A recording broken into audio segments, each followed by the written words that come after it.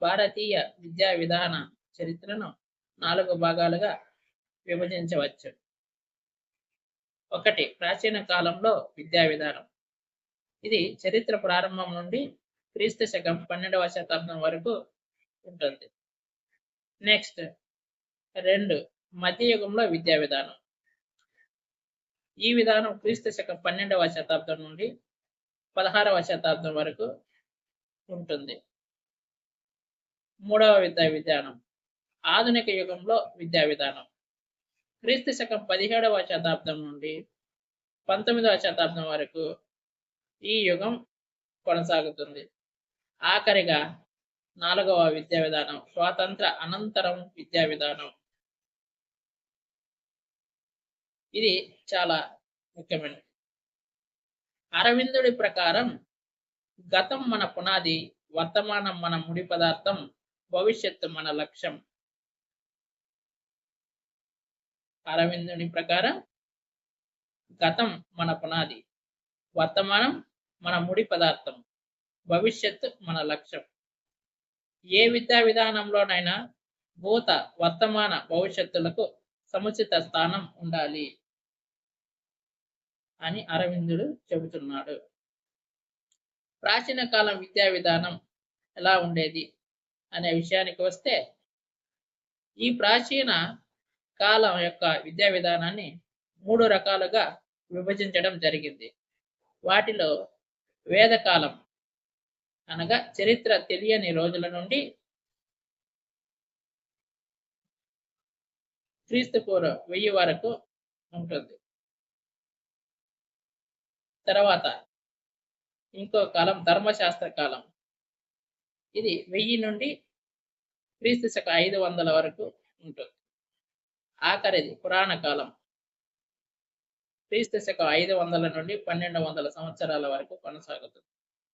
ఈ కాలాల్లో సారూప్య లక్షణాలు కలిగి ఉండడం వలన వేదకాలము, ఉపనిషత్తు కాలము కలిపి వేదకాలంగాను, ధర్మశాస్త్ర కాలము, పురాణ కాలం కలిపి వేదకాలం అనంతరంగా చెప్పడం జరిగింది. వేదకాలంలో విద్యా విధానం ఎలా ఉండేది అనే విషయానికి వస్తే, ప్రపంచంలోనే మొదట భారతదేశంలో విద్యా వ్యాప్తి జరిగింది అనటానికి మునువు శ్లోకాలు, నారదుని మాటలు ఆధారాలుగా చేసుకోవచ్చు. ప్రపంచంలోనే మొదట భారతదేశంలో విద్య వ్యాప్తి జరిగిందని మునుల యొక్క శ్లోకాలు, నారదుని మాటల ద్వారా మనం అర్థం చేసుకోవచ్చు. భారతదేశంలో మానవత్వం విస్తరించిన తరువాత రాసిన మొదటి పుస్తకమే ఋగ్వేదం. ఇంపార్టెంట్. భారతదేశంలో మానవత్వం విస్తరించిన తరువాత రాసిన మొదటి పుస్తకం ఋగ్వేదం గురించి. ప్రాచీన భారతీయ విద్యా విధానం హిందూ తాత్విక సాంప్రదాయాలపై విస్తరించింది. ప్రాచీన భారతీయ విద్యా విధానం దేనిపైన ఆధారపడి ఉంది అంటే హిందూ తాత్విక సాంప్రదాయాలపై ఆధారపడి విస్తరించింది. ముఖ్యంగా వేదాలు, ఉపనిషత్తులు, సంహితాలు, అరణ్యకాలు బోధించేవారు. వేదాలు, ఉపనిషత్తులు, సంహితాలు, అరణ్యకాలను బోధించేవారు. విద్ అనగా తెలుసుకోవడం అనే అర్థం. విద్ అనగా తెలుసుకోవడం అనే అర్థం.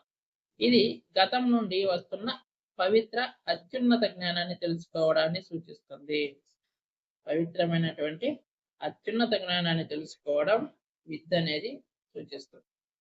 వేదాలు అనగా విభిన్న రకాల జ్ఞానము. వేదాలు అనగా విభిన్న రకాల జ్ఞానం. విద్ అనగా తెలుసుకోవడం అనే అర్థం. విద్య యొక్క ఆశయం చిత్తవృత్తి నిరోధ, అంటే బుద్ధిని క్రమబద్ధీకరించేదిగా విద్య ఉండాలి. ఇది 2 రకాలుగా జరిగేది. చిత్తవృత్తి నిరోధ విద్య అనగా ఈ విద్య 2 రకాలుగా జరిగేది. ఆ 2 రకాలు ఏవి? అపరా విద్య, పరావిద్య. మొదటగా అపరా విద్య గురించి తెలుసుకుందాం. ఐహికమైనది అనగా సమాజంలో ఒక ఉత్తమ వ్యక్తిగా సంఘ జీవనం గడపడానికి ఉపయోగపడేదే అపరా విద్య. తరువాత పరా విద్యకు వచ్చేసరికి ఆయుష్మీకమైనది, అంటే ముక్తి మోక్షం పొందడానికి ఉపయోగపడేది పరా విద్య. ఉత్తమ వ్యక్తిగా సంఘ జీవనం గడపడానికి ఉపయోగపడేది అపరా విద్య. అపరా విద్య సంఘజీవిగా గడపడానికి ఉపయోగపడితే పరా విద్య ముక్తి మోక్షం పొందడానికి ఉపయోగపడేది. ఆనాడు కులాలను అనుసరించి వారి జీవన విధానానికి ఉపయోగపడే విధంగా విద్య యొక్క బోధన జరిగేది. ఆ కాలం నాడు వాళ్ళ జీవన విధానానికి కులాలను అనుసరించి విద్యా బోధన జరిగేది అనడానికి చాలా రుజువులు ఉన్నాయి. ఉదాహరణకి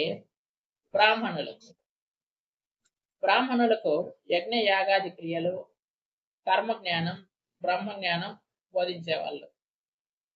బ్రాహ్మణులకు యజ్ఞ యాగాది క్రియలు ఎలా చేయాలి, కర్మజ్ఞానం ఎలా చేయాలి, బ్రహ్మజ్ఞానం ఎలా చేయాలో బోధించేవారు. క్షత్రియులకు రాజనీతి, శస్త్రాస్త్ర ప్రయోగం, ధర్మరక్షణ, దేశ రక్షణతో పాటు ధర్మశాస్త్రాలు బోధించబడ్డాయి. క్షత్రియులకు రాజనీతి, శస్త్రాస్త్ర ప్రయోగం, ధర్మరక్షణ, దేశ రక్షణ, ధర్మశాస్త్రాలు బోధించేవారు. ఇక వైశ్యులకు వచ్చేసరికి వాణిజ్యం, గణితం, భూగోళం, వ్యవసాయం చెప్పేవారు. శూద్రులకు విద్య నిరాకరించబడింది. ఆనాటి కాలంలో బ్రాహ్మణులకు, క్షత్రియులకు, వైశ్యులకు విద్యను అందించేవారు. శూద్రులకు మాత్రం నిరాకరించడం జరిగింది.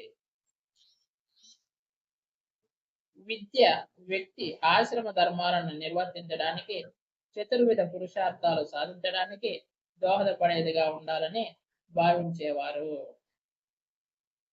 విద్య అనేది ఒక వ్యక్తి ఆశ్రమ ధర్మాలను నిర్వర్తించడానికి, చతుర్విధ పురుషార్థాలను సాధించడానికి దోహదపడేదిగా ఉండాలని భావించారు.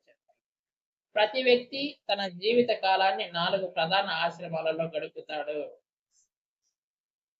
ఇవి చాలా ముఖ్యమైనది. ప్రతి వ్యక్తి కూడా తన జీవిత కాలాన్ని 4 ప్రధాన ఆశ్రమాలలో గడుపుతాడు. అవి 1 బ్రహ్మచర్యము, 2 గృహస్థాశ్రమం, 3 వానప్రస్థం, 4 సన్యాసం. బ్రహ్మచర్యం, గృహస్థాశ్రమం, వానప్రస్థం, సన్యాసం. ఇవి 4 ప్రతి వ్యక్తి తన జీవిత కాలాన్ని ప్రధాన ఆశ్రమాలలో గడపడానికి కారణం.